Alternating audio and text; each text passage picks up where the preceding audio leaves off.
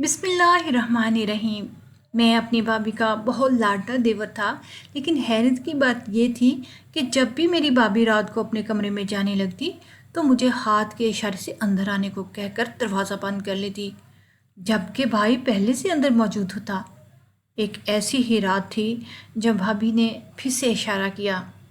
मैं 21 साल का था और भाभी कम उम्र थी, लेकिन इस बार भाभी ने दरवाज़ा खुला रखा और मुझे अंदर बुला लिया। मैं अंदर चला गया तो मेरी नज़र सामने पड़ी तो मैं हैरान रह गया कि भाभी तो रोज़ ही, आज इस बात को मुसलसल 7वां रोज़ था, अपने कमरे में जाने से पहले मुझे अपने कमरे में आने का इशारा करती। ये ऐसा ही था जैसे वो आग से खेल रही थी, क्योंकि इसके कमरे में पहले से ही मेरा भाई मौजूद होता। फिर वो मुझे कमरे में बुलाकर क्या करना चाहती थी। एक बात बहुत ही अजीब थी कि जब वो मुझे अपने कमरे में बुलाती तो उसके चेहरे पे बहुत ही प्यारी सी मुस्कुराहट होती। इसकी आंखों में कोई फिक्र नहीं होती कि अगर मैं अंदर आ जाऊंगा तो इसके बाद क्या होगा। शायद वो जानती थी कि सुर्ख रंग मेरा पसंदीदा कलर है, इसीलिए वो हर वक्त खुद को सर से पांव तक सुर्ख रंग में सजी रखती थी। ये बात तो बिल्कुल ठीक थी कि वो बहुत खूबसूरत थी और उसकी ये मासूम अदाएं मुझे बहुत प्यारी लगती। मैं अदाओं को एंजॉय भी करता, कभी खुद से शर्माता, कभी दूर दूर से इसे देखता। एक अजीब सा सुरूर था इसकी इन अदाओं में, लेकिन अब मुझे इसकी ये हरकतें खौफजदा भी कर रही थी। ना तो इसे इस तरह करना चाहिए और ना मुझे, क्योंकि वो लड़की जो मेरे घर में रहती और मुझ पर दिन रात डोरे डाल रही थी कोई और नहीं बल्कि मेरी सखी। मेरा नाम रसवान है। हम घर के 4 लोग थे। मैं सबसे छोटा था और मुझसे बड़ा भाई। हमारी कोई बहन नहीं थी और हमेशा से मुझे शौक़ था कि काश मेरी कोई बहन होती। लेकिन मेरी पैदाइश के बाद मेरी अम्मा बच्चे पैदा करने की काबिल ही न रही। मुझे कोई छोटी बहन नसीब ना हुई। मेरा भाई मुझसे बड़ा था। जब मुझे पता चला कि इसकी शादी करने लगे हैं तो मैं खुशी से झूम उठा। इस घर में बहुत सालों बाद कोई तकरीब आने वाली थी और दूसरा ये कि इस घर में एक नया फ़र्द आने वाला था। वो थी मेरी भाभी। मैं बहुत खुश था कि चलो घर में रौनक लगेगी, भाई की शादी होगी, भाभी आएगी और साल 2 साल बाद घर में बच्चे खेला करेंगे। वरना तो ये हाल था कि मेरे वालिद साहब अपने कमरे में बैठे रहते, अम्मी सारा दिन काम में लगी रहती, भाई सुबह ऑफिस जाता तो रात को वापस आता। मैं जब घर आता तो सब अपने अपने कमरों में होते, तो घर में इतनी खामोशी के इससे मेरा दम घुटने लगा था। शादी की तैयारियां होने लगी। रिश्ता देखा जा चुका था। लड़की तो बहुत ही प्यारी थी। इससे पहले कि भाई को तस्वीर दिखाई जाती, मैंने अम्मी के हाथ से तस्वीर खींच ली और सबसे पहले मैंने ही इसे देखा। इसका नाम नहीं लिया था। वो वाकई बहुत खूबसूरत थी। मैंने अपने भाई को तंग किया कि इस लड़की के साथ भाई की शादी करेंगे। ओहो, कोई अच्छी लड़की, अच्छी शक्ल की लड़की तो ले आते।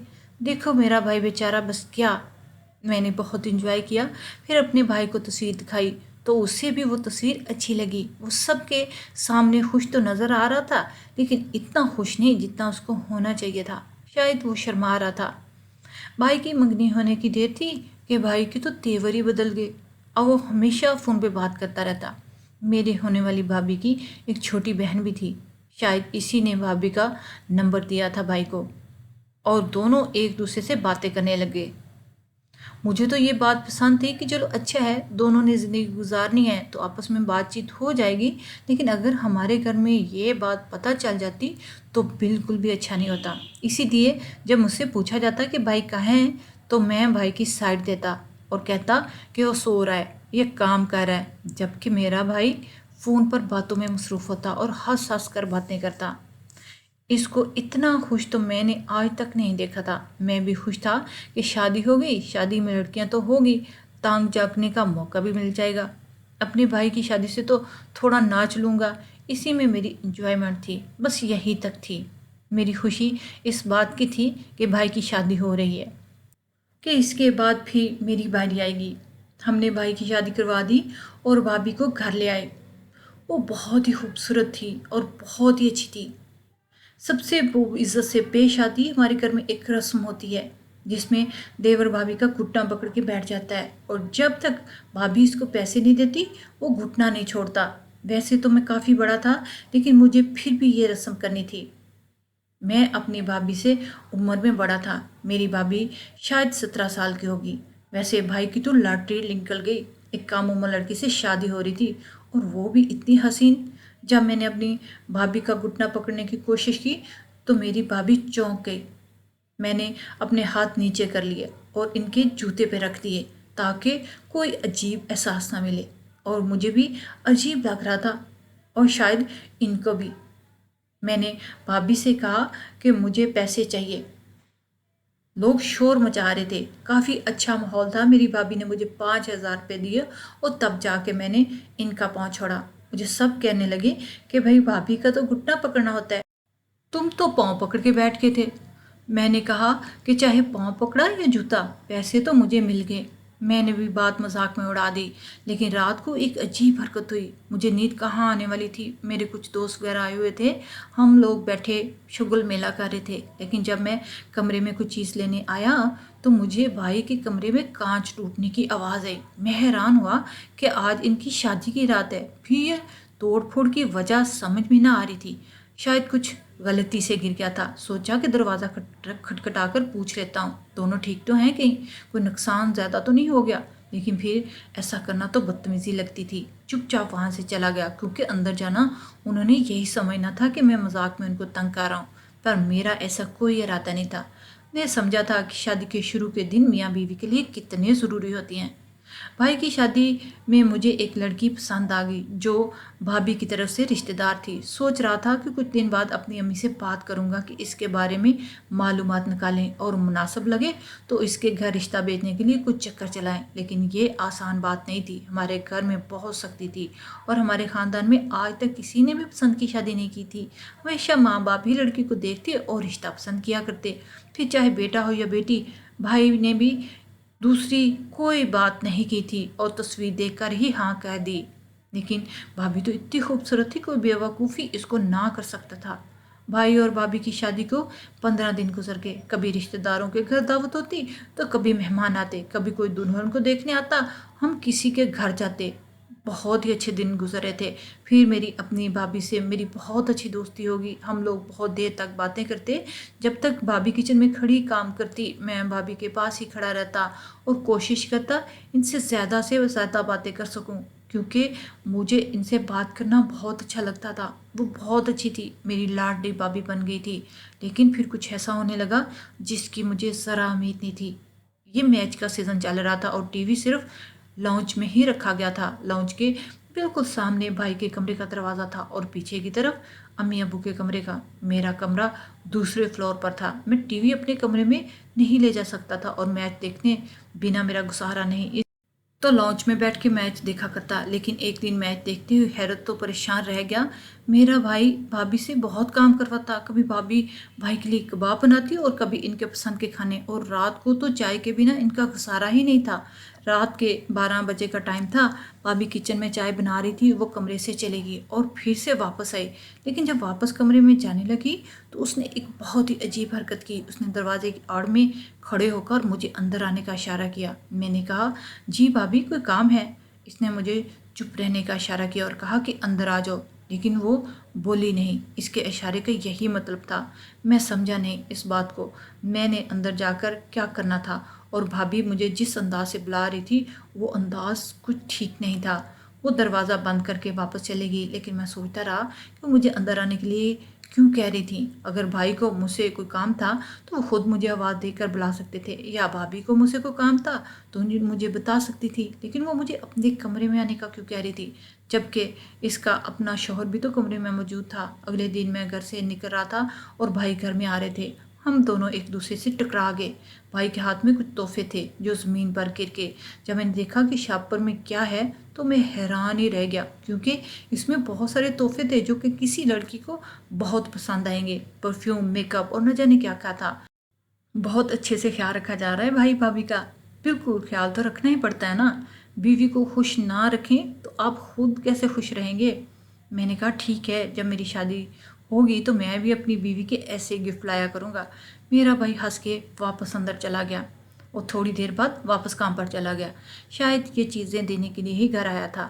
بھابھی شام کو چائے بنا رہی تھی کہ میں نے کہا آپ کو تو بڑے گفٹ مل رہے ہیں بھابھی، کیا خیال ہے؟ تھوڑے گفٹ اپنی دیورانی کے لیے بچا کے رکھ لیں، آپ کی تو شادی ہوئی ہے، آپ کو تو اتنا کچھ ملا ہے۔ میں مذاق کر رہا تھا۔ بھابھی نے مجھے حیرت سے دیکھا۔ کون سے تحفے؟ کون سے گفٹ جس کے بارے میں تمہیں پتہ ہے اور مجھے نہیں؟ میں نے کہا ابھی تھوڑی دیر پہلے ہی تو بھائی آپ کے لیے بہت سارے تحفے لے کر گھر داخل ہوئے تھے۔ بھابھی نے کہا نہیں، ان کے ہاتھ میں تو کوئی شاپر نہیں تھا، صرف اپنے آفس کا بیگ تھا۔ صبح جاتے آفس کی ایک ضروری فائل بھول گئے تھے، پھر وہی لینے آئے تھے۔ بلکہ ان کا تو موڈ ہی بہت خراب تھا کہ میں نے ان کو واپس جاتے ہوئے فائل یاد کیوں نہیں کروائی۔ میں تو یہ سوچ کے حیران تھا کہ بھابھی کے لیے تحفے آئے اور وہ کہاں گئے، اور بھائی تو کہہ رہے تھے کہ یہ سب بھابھی کے لیے، اور ظاہر ہے یہ بھابھی کے لیے ہی ہوں گے نا۔ پھر بھابھی مجھ سے جھوٹ کیوں بول رہی تھی؟ اس میں چھپانے والی کیا بات تھی؟ میں تو پہلے ہی دیکھ چکا تھا۔ میں نے بھابھی سے کہا بھائی نے آپ کو کوئی تحفے نہیں دیے؟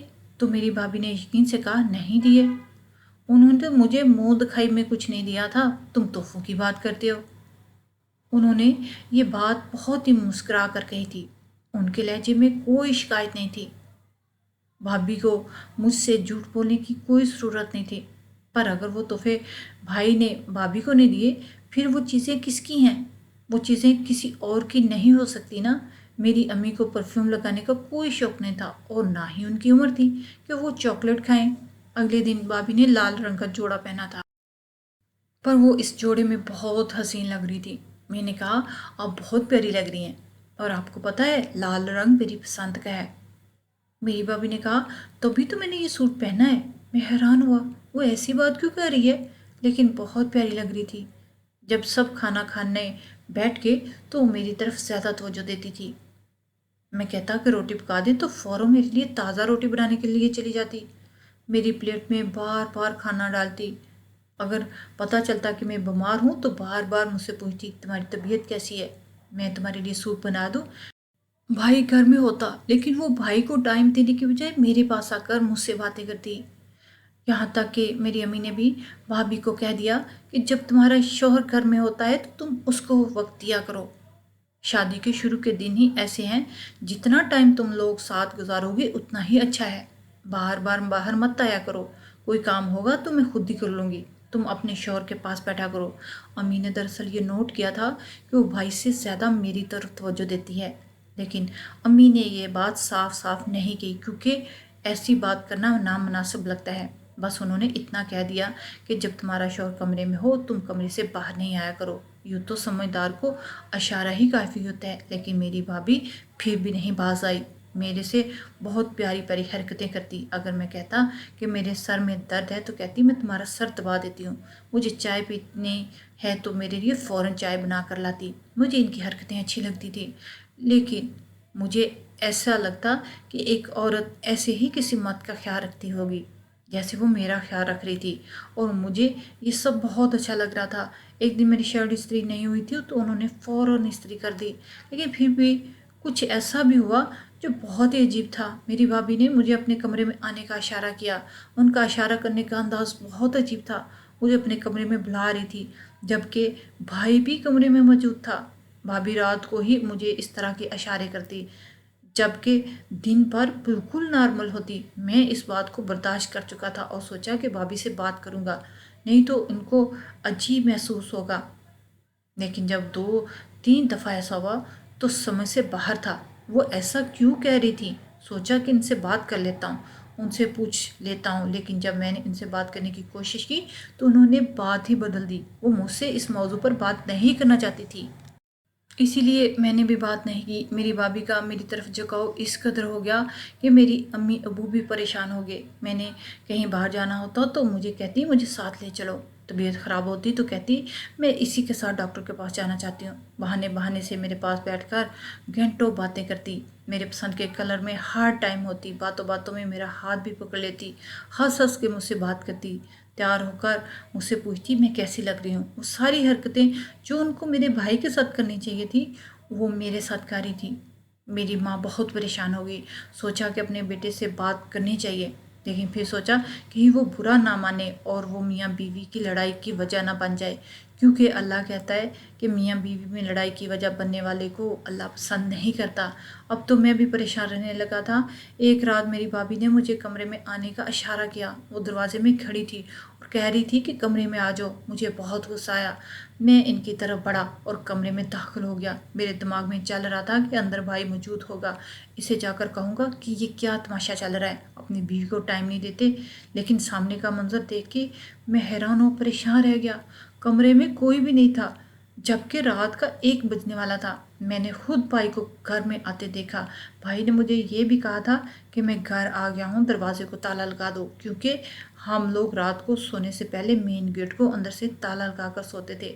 लेकिन अगर वो कमरे में नहीं था तो फिर कहाँ था? मैंने भाभी की तरफ देखा कि भाई कहाँ है, तो वो फूट फूट कर रोने लगी। कहने लगी, मुझे तुमसे बहुत ज़रूरी बातें करनी है, तुम्हें कुछ दिखाना भी था, इसीलिए मैं बुलाती थी, तुम आते ही नहीं थे। पर शुक्र है आज तुम आ गए। मैं तुम्हें बताना चाहती हूँ जो शायद मुझे तुम्हारे माँ बाप को बताना चाहिए, लेकिन मैं इनके सामने बात करने की हिम्मत नहीं रखती। तुम्हें हमेशा अपना दोस्त समझा है और आज भी यही समझ के बात कह रही हूँ। तुम्हारे भाई ने शादी के दिन ही मुझे एक बात कही थी, और वो बात उसने मुझे ये बोलकर कही थी कि मैंने अगर किसी को बताई तो वो मुझे तलाक दे देगा। इसीलिए ये मामला बहुत नाजुक है, तुम्हें मेरी मदद करनी होगी। मैं पूरी तरह मुतवज्जो था। मैंने भाभी को कहा, वो रोए नहीं, आराम से मुझे बताएं कि बात क्या है। मैं पूरी कोशिश करूँगा कि मैं इनके लिए क्या कर सकता हूँ। फिर उन्होंने मुझे जो बात बताई वो सुनकर तो मैं हैरान और परेशान ही रह गया। तुम्हारे भाई ने मुझे शादी वाली रात ही ये बात बताई थी कि वो किसी और से मोहब्बत करता है, लेकिन वो लड़की 2 बच्चों की माँ है और तलाक याफ्ता है, इसलिए घर वाले कभी भी इससे शादी नहीं मेरी करवाएंगे। तुम्हारे भाई ने मुझे कहा कि हम लोग सबके सामने मियाँ बीवी की तरह रहेंगे, लेकिन मैं तुमसे कोई तल्लक नहीं रखूँगा और मैं रात में घर नहीं आया करूँगा, बल्कि उस लड़की के घर जाया करूँगा। तुम्हें सबको यही ज़ाहिर करना है कि मैं बहुत खुश हूँ और घर में होता हूँ। हमारे रिश्ते में कोई प्यार नहीं। तुम्हारे भाई ने मुझसे शादी से पहले कभी बात नहीं की। मैंने इसे फ़ोन करने की कोशिश भी की। मेरा इस रिश्ते में बहुत दिल था। ऐसा नहीं था कि मैं किसी और को पसंद करती थी, लेकिन तुम्हारे भाई की हरकतें मुझे पहले ही से मशकूक लग रही थी। मैं हैरान रह गया। भाई तो दिन रात किसी से फ़ोन पे बात करता। इसका मतलब है वो भाभी का बहाना बनाकर अपनी गर्लफ्रेंड से बात करता था कि हम ये समझे कि वो अपनी होने वाली बीवी से बात कर रहा है और हम भी इसे ना रोकें। भाभी ने यह भी कहा कि उस दिन तुमने जिन गिफ्ट की बात की थी वो तो मेरे लिए नहीं थे, बल्कि उनकी उसी गर्लफ्रेंड के लिए थे। मेरे सामने वो आए थे, मैंने देखे थे, लेकिन मेरे नहीं थे।